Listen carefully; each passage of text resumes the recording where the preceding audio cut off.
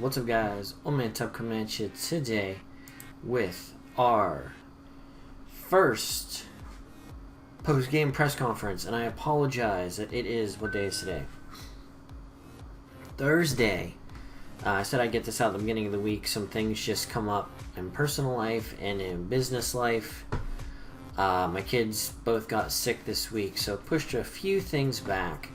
So this is the first post-game press conference coming up off of our 6-0 defeat at the hands of the Kansas City Giraffe Chiefs and Jolt from TTM. So let's dive into the comments, the questions that you asked. This one was asked by Lagadeer, the long-time friend and fan of Pittsburgh Pirates, and he says, "You didn't click / once this game when you lost 6-0. Have you lost faith in the Hax Gods? The Hax Gods help those who help themselves."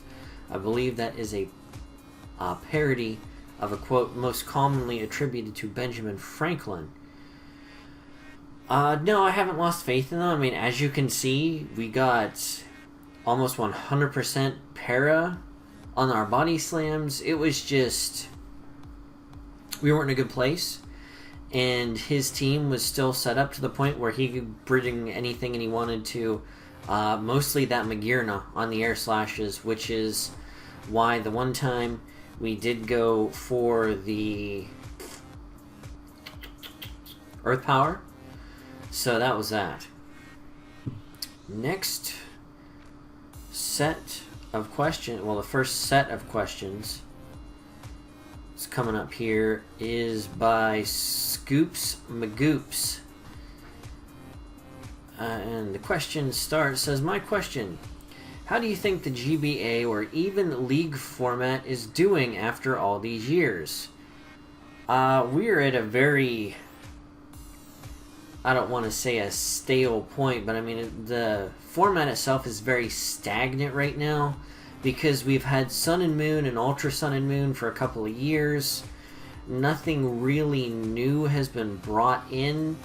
Most, if not all of them, throw huge air quotes around this, the major leagues that are generally considered the top tier draft leagues that people want to get in, including the GBA, the MPA, the NPL, things of that nature, APA, WBE, stuff like that. All of those have already cycled through at least one season with Sun and Moon and Ultra Sun and Moon. And with us getting a new game every single year, it makes it really hard to keep stuff like that interesting. Hence, the GBA having to restart Season 9 after the Let's Go Pikachu and Eevee debacle, and going into an Usum meta with Ubers. So it's just really hard to keep it interesting with a lot of the same coaches playing the same game over and over.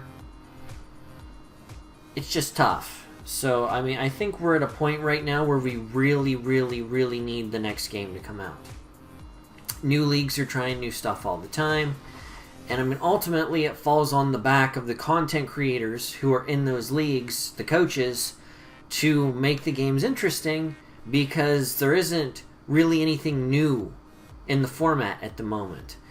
So, I mean, as far as that goes, it's doing good. I think we've really hit a level right now where, to my knowledge anyways, and don't get me wrong, I am not a YouTube aficionado, or I don't follow a ton of leagues, but there aren't really new leagues shooting past what the GBA had been in the past in like seasons 4, 5, 6, where, in my personal opinion, when the the UCL come out and kind of challenged the GBA for a top dog spot, I mean, there was that, excuse the wrestling term here, but like a Monday Night War going on.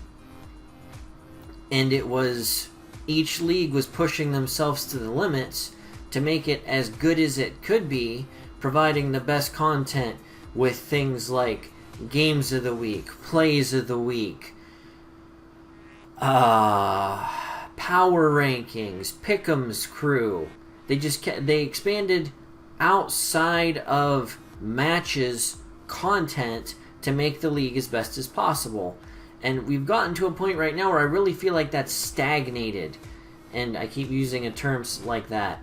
But nothing feels new and amazing anymore right now. And I think that's a lot to do because we're in a meta that just feels so familiar in this format.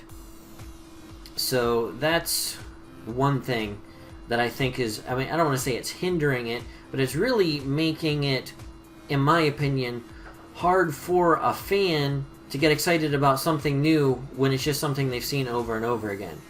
Except the fact that Pittsburgh Pirates are 2-2 going into week 5 of the GBA. That's only, I think, happened once. I want to say that was season 6. We had a really good start one season, then it fell to crap at the end. But we're not going to do that again. So, yeah. Are there any questions? Related... Oh, no, that was only the first question. Do you see it continuing on into the next few generations or dying out over time? I can't really make a good judgment on that until the next generation comes out and see how well it gets adapted to the first season or two of a major league. So, yeah. I'm waiting to see how that turns out. It depends on if they create any new game-breaking mechanics, like if they do actually come out with this armored Pokemon shtick as their mechanic-breaking generation gimmick. But things like Megas drastically changed how Draft League was played. Things like Z Crystals. I mean, every league has a different rule for it, but you have to account for that. You have to change how you play. It changes how you prep. And it does a bunch of other things. So, those game mechanics, whether I personally like them or not, in my opinion, infused some new blood into draft format and made people get reused to doing things again. Or it made them change the way they go about it. And making people change for the better or the worse, the constant state of change is never going to go away.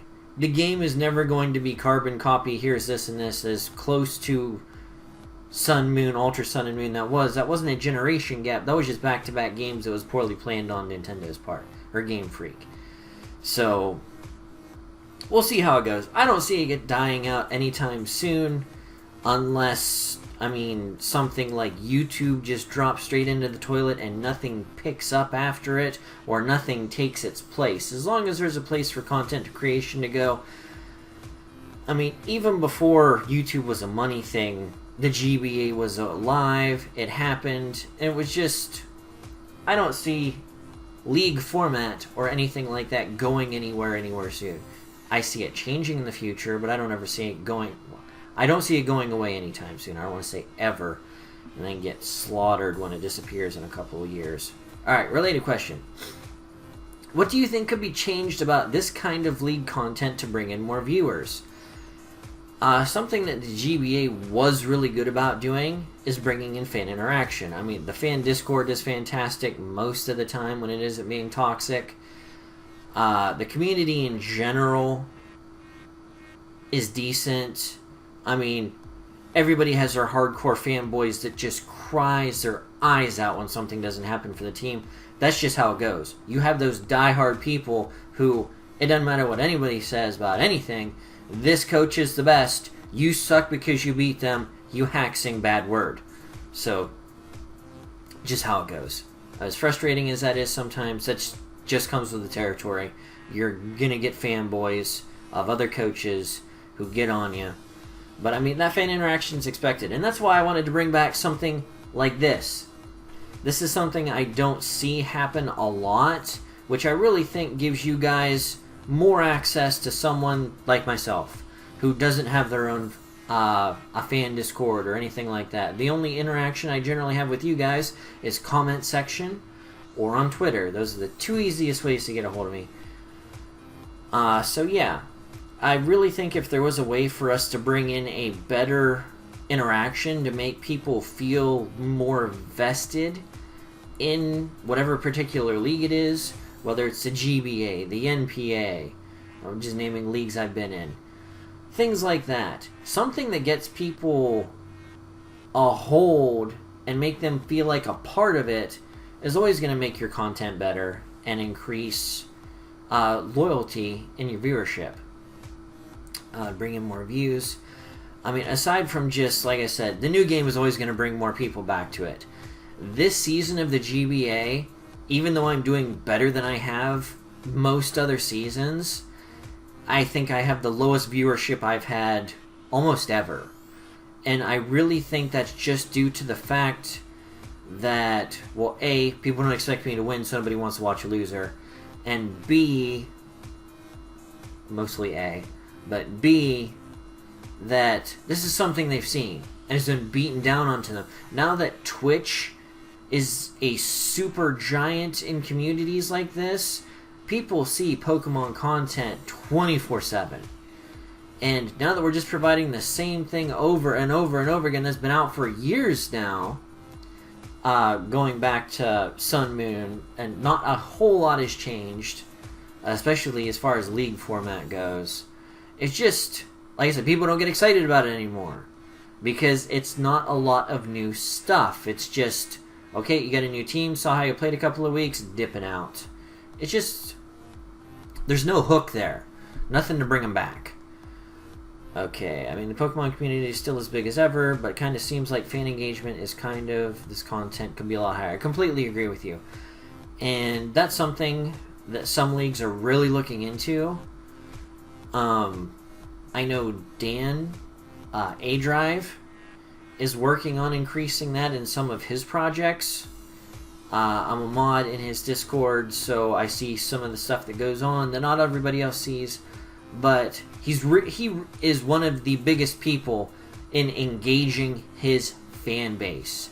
And that spills over into just about everything he does with his leagues. Now, this one I had to save the email for because for some reason it didn't show up in the actual comment section. And I like these questions too much not to get this on the thing. But this was posted by Grundy Pants. It says, Coach, I have 3 questions for you. Thank you for your time.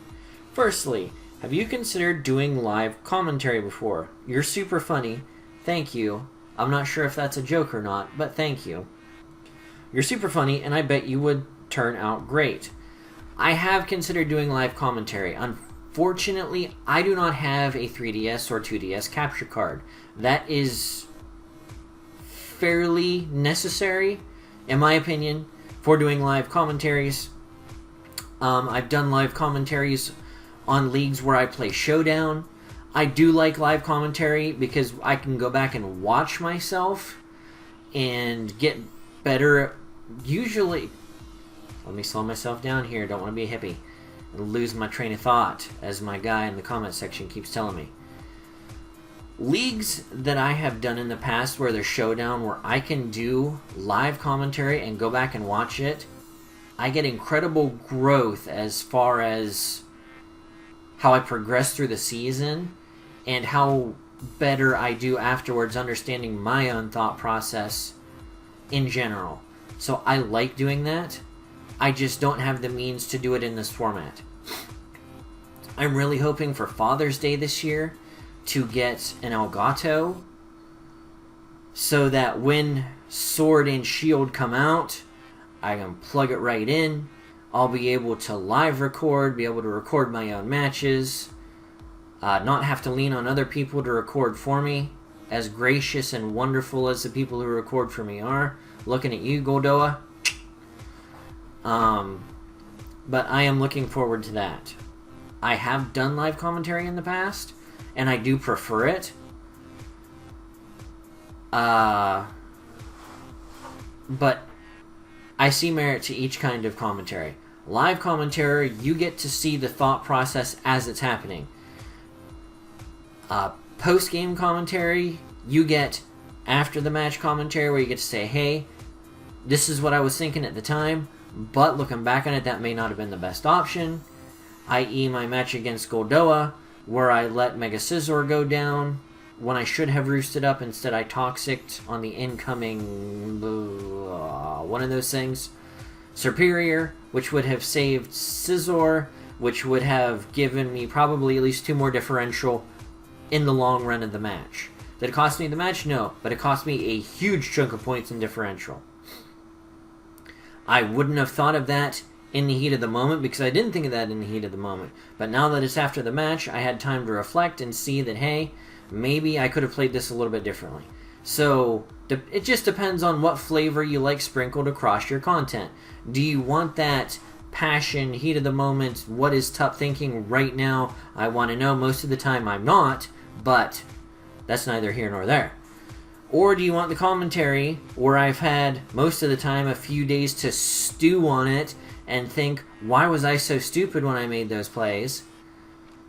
And come back and look at it and be like, okay, that was a bonehead play. I'm a hammerhead. We're not going to make that mistake again. So, that's that. I've always wondered what that last slide at the end of your video means. Do you just really dislike that particular musician? I'm assuming the slide at the end of the video is the NCO outro that he's talking about, with the NWO guitar riff music played in the background. That slide stands for No Connor Oberst, which was, and I'm going to throw huge air quotes around this, a faction that me and people like Fizzy Stardust, aka Yo Fizz, Super Blah 411, Magnitude, Black Spotted Zebra. I'm going to get a bunch of comments from people who are mad at me because I'm not going to throw them in this. But I mean, those were the big 4 that I remember that were always a part of it. We went to Pokemon Nationals in Indianapolis one year, and what that was is No Connor Oberst is from a song, was it MC Lars and Hipster Girl? At the very beginning of it, the girl says, they're talking about, I believe, an album, and she says, he's pretty good, but he's no Connor Oberst, referencing a singer. And that was, I want to say it was Fizz the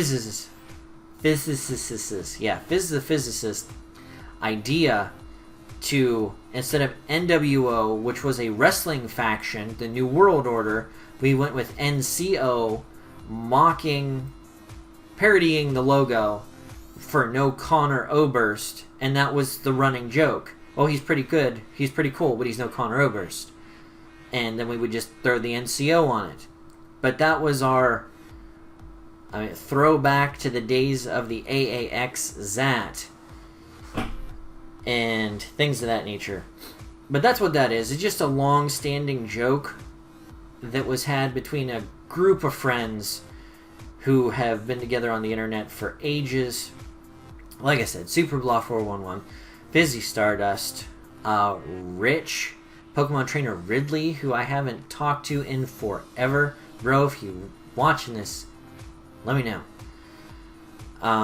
Black Spotted Zebra, Magnitude. I probably left somebody out. Super Blah 411. But, I mean, some of those names you may recognize because Magnitude, Super Blah, and Fizz were all in the GBA as coaches. And most of, I don't think Steve did, but almost all of them at some point played that NCO outro or intro into their videos. And that is more or less just a hallmark throwing back to that. It's nothing special. It was more of a running joke at the time, and that was just a sign of that group. It's more or less just an homage to the friendship and the time we had back in the Abras Asylum ZAT. So that's what that is. Okay. Thirdly, I was really wondering... He asked me about my genitals. Yeah. Thank you for your time. Not a question, but I just want to say I really love your channel. How fun and relaxed it is. You seem like you have so much fun making your videos. I do. I really wish I had more time to put into YouTube like I used to. Just because I really do enjoy cranking out content. I don't do it for money. YouTube hates me, so they don't allow me to monetize my videos anymore like they used to. So I do this completely, I don't want to say is a hobby, but more or less because I enjoy it. And I want you guys to enjoy it, which is why I try to include this kind of interaction. And as far as your question about my tallywhacker, mama never complains.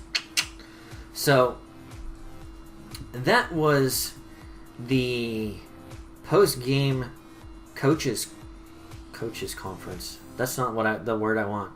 Post-game, whatever it's called. Post-game. Senility is a bad thing, guys. Stay young. But anyways, I'm Oldmantup. I will catch you guys on the flip side. Thank you for submitting your questions. Be sure and let me know what you think down in the comment section down below. We are coming up to play Kyle A. and the Miami Dolphin. And I was trying to think back. I do not remember. Let me see if I can find it real quick. If I played him in Season 4 of the NPA. That was the first ever... Let me see if I can find the Google Doc for that. There we go. That was the first ever league I had played that we were both in. And, oh crap, these aren't alphabetical. Pitt. Hey, there's me. Did we play Miami? I don't think we did. So we did not play the Miami Dolphin. In the 12 weeks that we played of the NPA, we did not play the Dolphin. How about that? He must have been in a different conference. Just check that real quick. On his page. Yes, we never played the Miami Dolphins. So this will be the first time ever that we are meeting Kyle A. and the Miami Dolphin in the heat of battle in a Pokemon match. So really looking forward to that. Let me know what you guys think in the comment section down below. We're going to win. We're going to lose. Team Builder, what day is today? Today's Thursday. So Team Builder will be going up in 2 days. Match will be on Sunday. Let me know what you think. I'm Oldmantup. Shout out to all the Bucktooth Buckos, which is just going to be what I'm going to call you guys, because why the heck not, for the GBA fan experience. So thank you for sticking around with the Piratas through our highs and lows after just getting absolutely whomped by Jolt 6-0'd in our last match. But we've got a pretty decent schedule as far as I don't want to slight any of the coaches, but we have a very generous schedule which give us a very good likelihood of success. But we need to keep our nose to the grindstone, keep putting in the work for the team building, and build teams Pittsburgh Pirates way. Alright guys, I'm Oldmantup, and I'll catch you on the flip side. Peace out. Arrgh.